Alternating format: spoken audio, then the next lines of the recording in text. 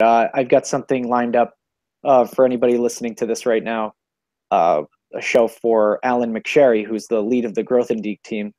He's going to be on. I've got a show lined up for this Friday Okay. to have him on and talk about some of the stuff they're working on that you touched upon as well.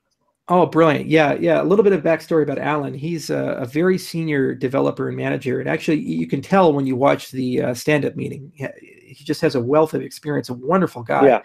And, it's funny, when we asked him to be the project manager, the first thing he did, he says, well, I got to fly out and meet everybody. So because we were basing the technology on Scorex, and Scorex was built in Russia, he went to Russia. Then he's planning to go to Poland, and then he's also planning to go at some point to Argentina, and we're probably going to drag him to Malta and also to a smart contract meetup in Athens. And so Alan is married and everything, and he I don't know how his wife feels about it, but he's like living on a plane, meeting all of our people, and trying to make sure that the group dynamics are where they need to be and that everybody's doing the right job. But someone mentioned this. Who was the guy from Contact that lived on the plane? oh, yeah. I feel like that guy, right? Eventually he died in the space station, though, right? I don't know. I forgot his name. But yeah, he lived on the plane. Also, I like the way you introduced Alan earlier. You said, we've got a really great Irish guy, Alan McSherry. Alan McSherry, right? You'll love him. You got a really great Irish guy. He's always at the blood alcohol content legal minimum for Ireland. No, I'm just kidding. No, he's a true professional, and he's a very solid engineer, a good Scala developer. And what I really admire the most about him is that he has very reasonable expectations about deadlines. I'm always like a very hard driver. Our Haskell developers will tell you that. Where I'm like, why don't we have this yet? Let's see if we can get it this week, and we just keep pushing and pushing, right?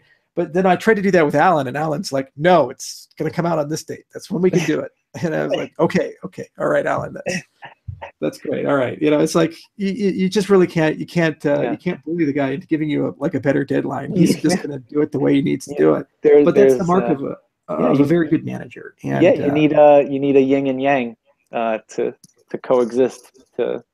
Exactly. The other thing is that when you learn Ethereum, especially when you start dissecting the EVM, you also start learning kind of how smart contracts work at a very high level. So what's really exciting to me is, like, once the Grothendieck team is done with the Grothendieck client, it's not going to require 7 people full-time to maintain it. Occasionally there will be like develop sprints to put in forks and things like that. But it is really cool to see what we can do with them for smart contracts. And so I really do like when people send me DApp ideas. It's just, unfortunately, we don't have the resources at the point to develop them yet. But it would be cool to start doing some dApps on Ethereum Classic. And I think that team is going to be the nexus of that effort on the second half of this year. And almost certainly, as they understand more, they're going to have like 50 ideas of cool products that they want to do. And then we're going to have to kind of tamper them down. And that's why Alan is like the perfect guy to lead them. Because if you can say no to me, you can say no to them too. Right.